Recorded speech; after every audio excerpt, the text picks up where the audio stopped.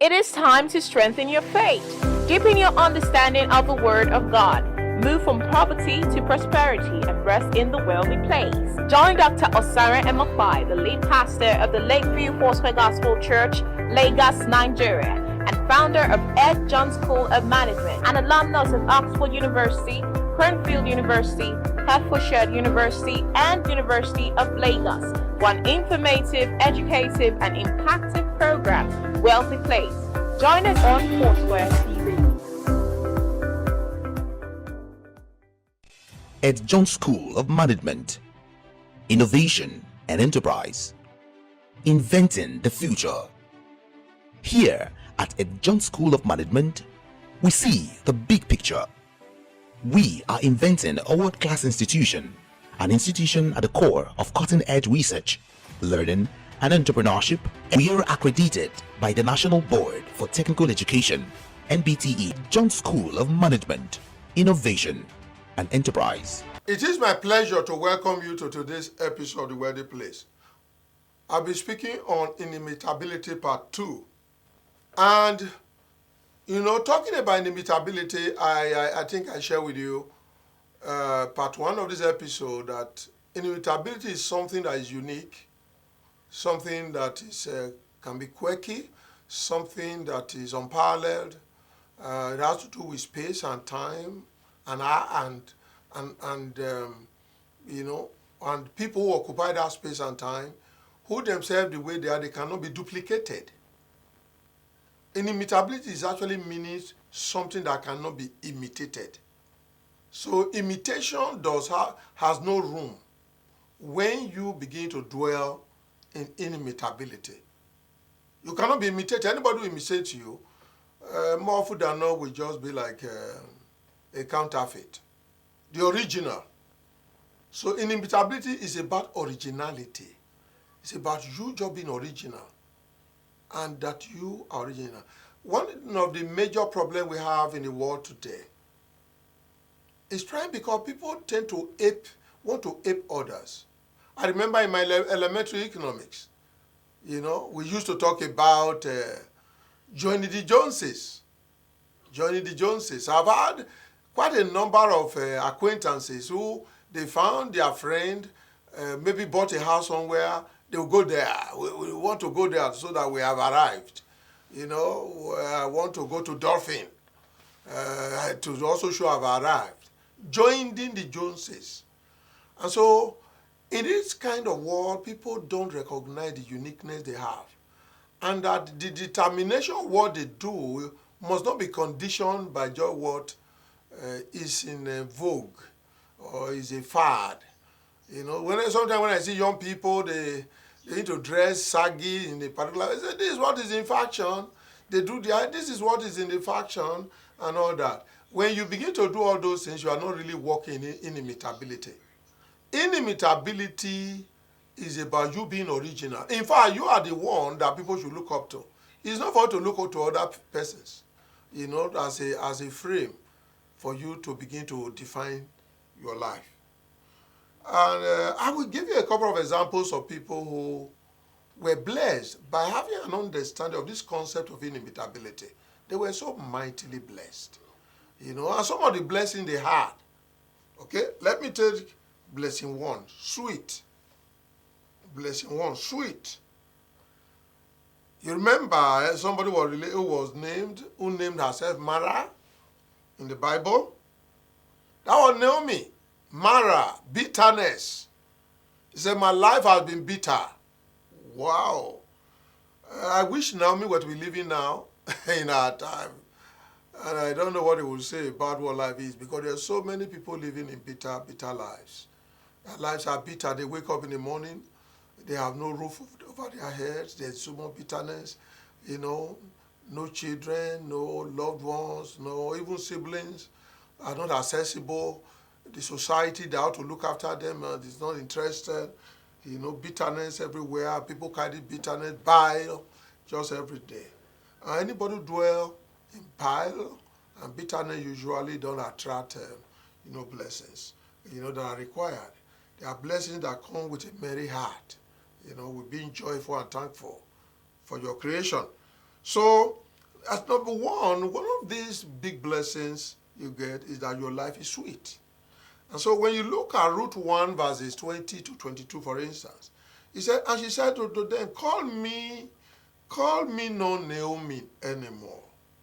Call me Mara, for the Almighty God had dealt very bitterly with me. I went out full, and the Lord had brought me home again empty. Why then call ye me Naomi? Seeing the Lord had testified against me, and the Almighty had afflicted me. That must be a story of some of you watching this episode. My prayer for you is in some way to see the life of Naomi, how he took that bitterness. He didn't allow that bitterness to destroy him, to destroy her as a woman, to destroy her, and how God had to turn that bitterness. Because when you have a sense of time, a sense of time, a sense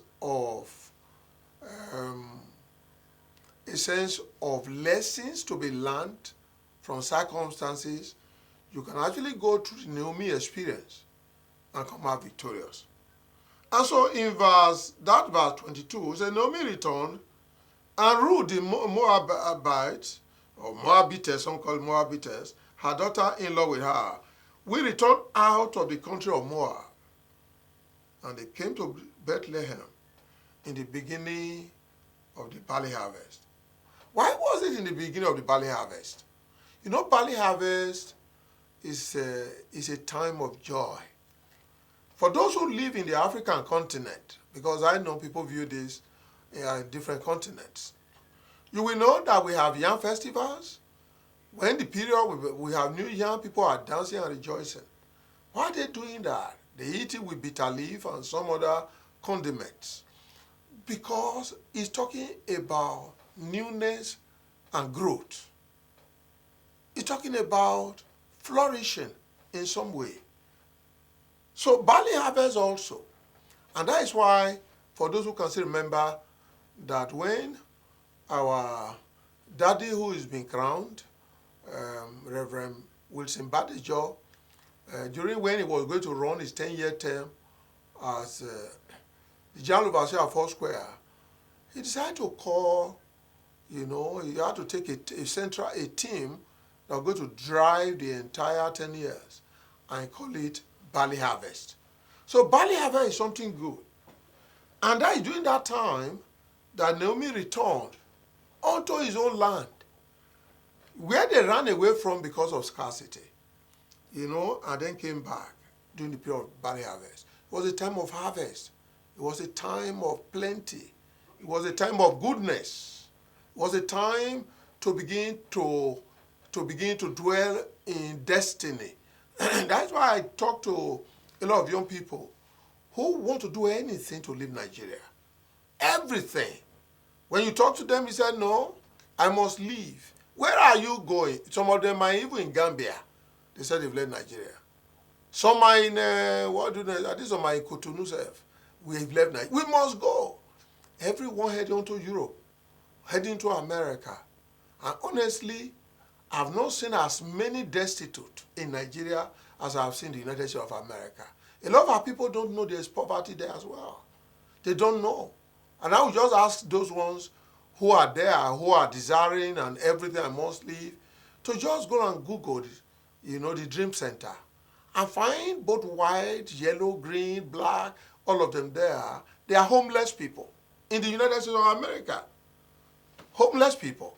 So it is this important. And that is why you don't begin to run away. If you remember Isaac was going to run away from Gerar because there was problem in Gerar, no food. And God told him, he said, stay here. He told him clearly. He said, stay here. He said, because if you stay here, even when there seems to be scarcity, you will plant and you reap tenfold. That's a blessing in Nigeria. And that is why, myself, after some years, I went to the United Kingdom to be doing ministry By grace of God, I did ministry, I think, for about 10 years there. And I found that Nigeria too is better for me to run ministry to the world. So I came back to Nigeria. So I'm not talking to you because, I'm talking to you from my experience. Some of the people I met in the United Kingdom were there for 20, 30 years before I came there. They all were hiding in different places, living in one little room, one apartment, struggling, cooking, everything there. In the United Kingdom, in London. And so that was the story. What I'm bringing those is because of Naomi here, who then came back to his land. I didn't need to have even gone anyway. I went out to where they were not called. He lost the husband there. He lost the two children there. Then now the daughter-in-law were coming. One of them ran away on the way. One ran away, and there's this one that came with her during the period of the barley harvest. Now, during that barley harvest, we are aware of a lot of things, good things that then happen onto that family. Now, let me take this other point so that I don't overflow the issue of that barley harvest. I want to put to Naomi, turning the story of bitterness onto a story of joy. And it was through that transformation of your story that even we then had Obed, we then had the great-grandfather of David, and of course the great-grandfather of Jesus Christ, and the surrogate father of Jesus Christ. So that is what happens when you retrace your steps, when you are going to somewhere God has not asked you to go, because maybe you think that place is better than where you are. You retrace your steps back and then be able to come. It was good that Naomi was able to do that. Otherwise, he would not have been able to accept destiny. And that's what happened also to the prodigal child, who then ran away from the father, took everything, said, I want to go and enjoy myself. And what then befell him? The same thing that befell him is befalling so many Africans, particularly Nigerians, in different parts of the world, eating with swines, homeless. And when this prodigal child came to himself, he returned to his father's house. I want to encourage all of you watching this program, if you are falling short, you are no longer close to God, because God is truly the Father that cannot die. Our biological parents can go, but God never. So if you've strayed away from God and you be a prodigal child doing whatever you liked, it's an opportunity to invite you to return unto your Father God, so that your life will be sweet. Sweetness comes from dwelling under God in the wedding place. That's where sweetness is. Now, the other point I was going to talk about was just being sought after. When you look at David, when the time came for, I'm talking to you about inimitability. Just all I'm saying is framed within that inimitability part 2. So you saw what happened to David. When Saul was in such a terrible state, being invaded by the evil spirit, satanic spirit, he needed somebody who was inimitable, who was unique in a very special way and crafted in music, was strong in music. So that, when you enjoy this music, it's like sometimes when I'm actually in the church and the choir ministering, there are some songs they be ministering, honestly, I've just been seen to heaven. The way I close my eyes now, if you see my eyes, I then lift up my hands, and I begin to see heaven. So that was the case with David, with Saul. He needed now to be lightened up. And what happened? There was somebody that had to be sought out to help. Nobody else. It was David. And when David got to him, he asked him, whose child are you? And in some of the earlier episodes last year, I actually spoke extensively on whose child are you. Because whose child are you can actually play a role in framing your character, in framing what you do, in framing your future. So he was sought after. That was David. Now, what about Daniel? He was sought after. David was sought after for music. Daniel was sought after for wisdom. And like Joseph, for solution to a problem in Egypt. even when he was already sold into captivity. And then the issue of there was going to be a 7 year of scarcity. Joseph for solution. And Solomon, he was sought out. For what? Solomon was sought after. The Queen of Sheba came and heard about Solomon to come and see the wisdom of Solomon, to come and see, the grandiose and the affluence and the overflow of blessings of Solomon. The Queen of Sheba came to Solomon. But what was Solomon known for? Wisdom. But when you have wisdom, virtually every other thing you have. And that's why God then gave him, when they said, I'm looking for wisdom, he said, I will not only give you wisdom, I will give you long life. I've actually found, for those who spend time in terms of, you spend time, reflecting on, why some people tend to live a longer life than others. Research has proven that those who went to school, properly educated, tend to live longer than those who are not educated. On the average, it's not something that you can question. It's not something that can be validated. It's even self-evident. Like Martin Luther King Jr. would say, those who are educated, and they are sought after. They are sought after, and I can still remember when I was invited to the First Square University.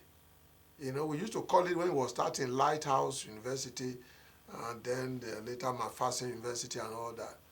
I can still remember then when the chairman of the BOT spoke to me, Professor Adu, in those days, that I should be on that board. Why? There was something I had which other didn't have, which was required on that board for the years in which I served on that board. So you just find that there is something, because we are unique and we are gifted, and all we are supposed to do is to be able to in those areas where we are gifted, to amplify the gifting by our knowledge and wisdom, that all these, that all these gifting and they are intended for us to be significant on earth. And not just on earth, but also to significant in heaven. And that is why being sought after is a benefit of inimitability. Being sought after is a benefit of inimitability. Now let me also take another one, and that has to do with Joseph being taken away from prison. I call this one unbelievable blessings. Prison, Joseph from prison. Even when he told his co-prisoner, when it's well with you, remember me, they forgot him. But what happened was this. If you are walking in the domain of inimitability, there's no way you can be forgotten. Something will be provoked to require you, because you'll be the only solution for the problem. And so something happened in which Joseph was going to be the only solution, and they had no choice than to remember him. And so that's how he moved from prison onto palace and became prime minister. One of the slave girl, Queen Esther, what was special about her? There was something special, because there was some grace, despite the fact that she was in captivity with Mordecai. There was some grace that was going with her and going with her family. And that grace, is something you look at, and is something that it cannot be imitated. And she was dwelling in that grace, and Esther became queen. Now, the issue of earthly significance, because I spoke about unbelievable blessings. Earthly significance, before I just take you to that earthly significance, I want to talk about the presence and performance of God. When you are dwelling in the domain of inimitability, now you are usually going to find God always everywhere you go. You sense it everywhere you are going. So the presence of God goes with you, and that presence in a way helps to activate whatever situation we find ourselves for God to perform good. To be a performer, for there to be a performance, of the assurances we walk in faith under God. So, and that is why, for instance, you find Elijah calling down fire, sealing the sky for 3 years, opening the sky by his own word. He said, by my word, I see the sky. By my word, I will open the sky. Do you think that that is just boasting or being self-seeking or self-focused? No. It's inimitability. There was something about him unique that couldn't be duplicated. And that was why he said, by my word. So, and that's what the presence and performance of God can do. Now, the next one has to do with earlier with early significance. Like Solomon, Esther, Paul, and so on and so forth. They were significant. Early significance. Early significance, that means in the wealthy place, you are dealing with the earthly dimension of because it's really not complete, the wealthy place is not complete without the earthly dimension and, of course, the eternal dimension. So, early significance, and then also revival. Revival of your soul. 3,000 souls won for God in one day through the message of Peter in Acts 3, verses 41 to 47. Inimitability, dwelling, and appropriating that, walking the worthy place. I said as well that Naomi returning from Moab for the barley harvest. All these are all wonders encapsulated in the inimitability that reside in the worthy place. It's my joy to share these things with you, these secrets with you. Somebody will say, I've heard these things before. Okay, if you heard it, did you take it to heart? Did you walk with it? It's not about hearing. It's good to hear. It's even better to actually do. And do it. And do it with faith. And do it with love. And do it with compassion. And do it with a way, with a mindset to make a difference in our world. This is where I want to bring this episode to a close today. And those who may have interventions, you have questions, you have comments to make, send us the feedbacks. Scroll on the screen are my phone numbers, our phone numbers, and email addresses. So, if you send this to us, by the grace of God, we'll be able to attend to most of them, if not all, in some subsequent episodes. Are you a small business owner, a trader, a school owner, a federal civil servant, a Lagos or Edo civil servant, a farmer or a farm supply merchant? Do you need a loan or wish to fix your money for a high yield interest? Talk to us today and get your loan in less than 24 hours. Visit our website on www.lapo-nigeria.org or call us on 0813-984-0230. Email info@lapo-nigeria.org.